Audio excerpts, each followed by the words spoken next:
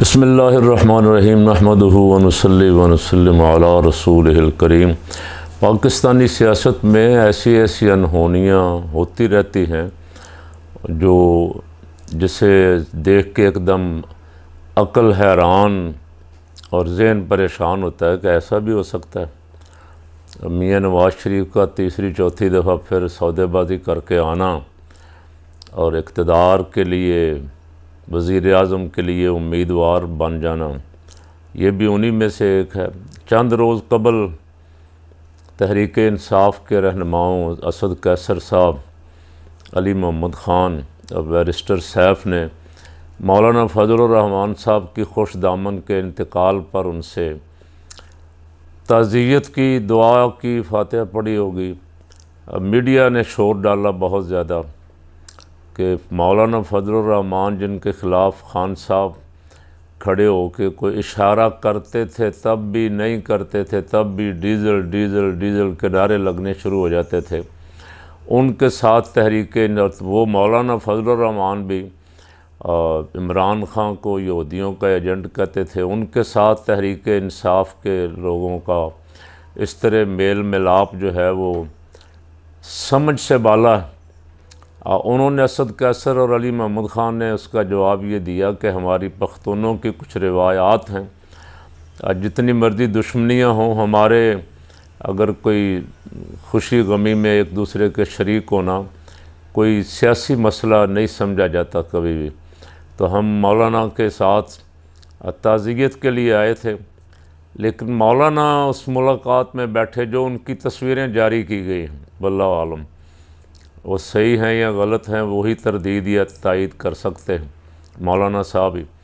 اس میں مولانا صاحب کیا مار مار کے ہنس رہے ہیں، جس سے لوگ اندازہ لگا رہے ہیں کہ یہ تعزیت کے لیے پروگرام نہیں تھا، یہ کوئی سیاست کے لیے مسئلہ مسائل آپس میں ڈسکشن ہو رہی ہے۔ مولانا نون لیگ سے پریشان ہے، نون لیگ نے اپنے تمام اتحادیوں کو دھوکہ دیا ہے۔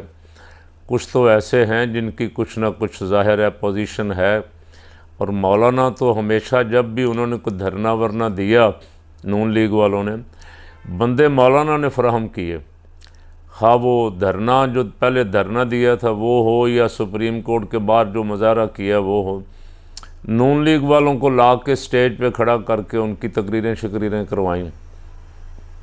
اور بہت سارے لوگ کہتے ہیں کہ ایم کیو ایم اور باپ پارٹی اور پیپل پارٹی خاص کر کے جن کی وجہ سے نون لیگ کی حکومت بنی، اس 85-86 رکنی کابینہ میں کو 70 کے قریب افراد تو نون لیگ کے ہی تھے، باقیوں کا تو نام تھا، کسی کا 1، کسی کے 2، کسی کے 4۔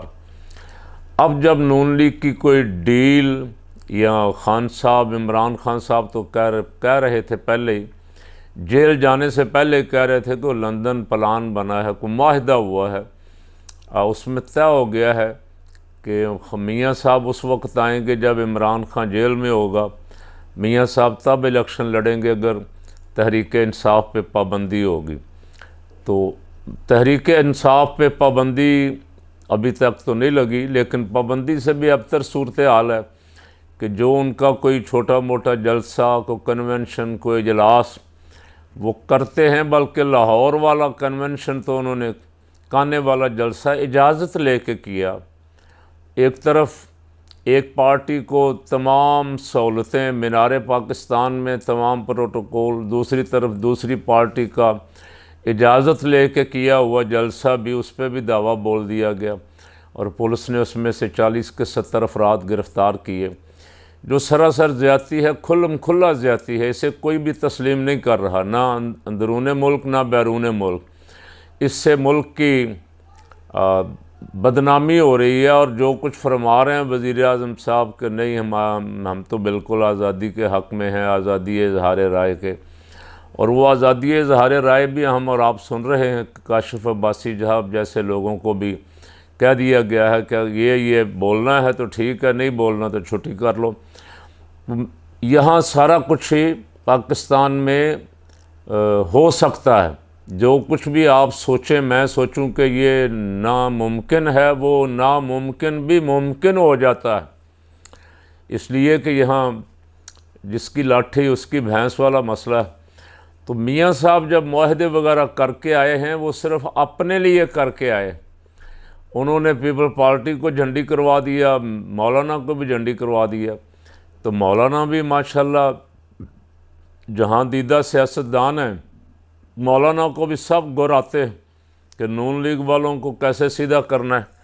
تو مولانا نے ملاقات، ظاہر ہے ملاقات تو جو آئے تھے ان کے کہنے پہ ہوئی ہوگی، لیکن مولانا نے بھی اسے مناسب سمجھا کہ یہ ملاقات جو ہے یہ نون لیگ والوں کو ذرا تھوڑا سا دھمکانے اور ڈرانے کے لیے لازمی ہے، اور بھی جو قوتیں مولانا کو سائڈ پہ کرنے کی کوشش کر رہی ہیں ان کے لیے بھی کوئی اشارے چاہیے کہ بھائی ہم یہ بھی کر سکتے ہیں۔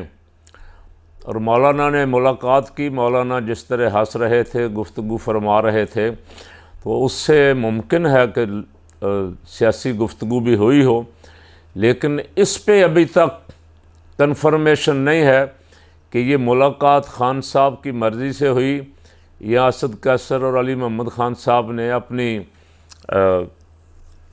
کلچر روایات کے تحت یہ تعزیت کرنی مناسب سمجھی۔ اس پہ ابھی تک کوئی بات اس کی تصدیق نہیں ہو سکی، لیکن پاکستان کی سیاست میں سب کچھ ممکن ہے۔ جاننے والے ویسے یہ کہتے ہیں کہ خان صاحب جو بھی ہو جائے، خان صاحب اپنے موقف پہ بہت مضبوط ہیں، خان صاحب جیل کاٹنے کے لیے تیار ہیں لیکن اپنے موقف سے ہٹنے کے لیے تیار نہیں ہیں۔ تو خان صاحب کسی ایسی جماعت سے اتحاد بھی نہیں کریں گے جن جماعتوں کو وہ سمجھتے ہیں کہ پاکستان کے مسائل کی، پاکستان کو اس سطح پہ یہاں تک پہنچانے کی ذمہ دار ہیں، لوٹ مار کی ذمہ دار ہیں، کسی صورت بھی ان سے اتحاد نہیں کریں گے۔ لیکن میڈیا میں آج کل خبریں چل رہی ہیں، کبھی پیپل پارٹی کے ساتھ کوئی اندر کھاتے ملاقاتوں کی، سنا ہے یہ میڈیا کو اسپیشل بطور خاص میڈیا پہ یہ باتیں چلوائی جا رہی ہیں۔ اس کے مقاصد کیا ہیں؟ جو یہ کہہ رہے ہیں وہ اس کے مقاصد بھی بتا رہے۔ یہ ثابت کرنے کی کوشش کی جا رہی ہے کہ خان صاحب بھی عام دوسرے لیڈروں کی طرح ہی ہیں، یعنی یہ بھی مطلب اور مفاد کے لیے جن کو کل تک یہ برا بھلا کہتے تھے، جب وقت آیا تو ان کے ساتھ بھی صلح کر لیں گے۔ یہ شو کرنے کے لیے، یہ ثابت کرنے کے لیے کہ سارے سیاستدان جو ہیں وہ مفاد پرست ہیں، یہ وقت آنے پہ کچھ بھی کر سکتے ہیں۔ تو میں تمام سیاستدانوں سے یہ عرض کروں گا کہ وہ اپنی اداؤں پہ ذرا غور کریں، وہ خود سوچیں کہ وہ استعمال کیوں ہوتے ہیں۔ جب وقت آتا ہے تو استعمال بھی وہی ہوتے ہیں، برے بھی وہی بنتے ہیں۔ اپنے قدموں پہ کھڑے ہو جائیں۔ اقتدار نہیں ملتا تو کیا موت آ جائے گی؟ اقتدار نہیں ملتا تو کیا آپ کا دانہ پانی روٹی بند ہو جائے گی؟ جواں مردی کے ساتھ اپنے نظریات پہ کھڑے رہیں، پاکستان کے لیے، پاکستان کے غریب عوام کے لیے سوچیں۔ اب جب آپ روز روز کبھی ایک پارٹی کبھی دوسری پارٹی کو نہ کوئی ڈیل کرتی ہے تو اس سے پھر سیاستدانوں کی قدر اور ویلیو جو ہے وہ ٹگے کی بھی نہیں رہ جاتی۔ اگر آپ اپنے قدموں پہ مضبوطی کے ساتھ اپنے موقف پہ کھڑے رہیں تو اس میں عزت بھی ہے، اس میں ملک کی عزت بھی ہے، سیاستدانوں کی عزت بھی ہے۔ اللہ کریم اس ملک کی حفاظت فرمائے اور ہمیں یہ جو فتنے اس وقت سر اٹھا رہے ہیں ان فتنوں سے محفوظ رکھے۔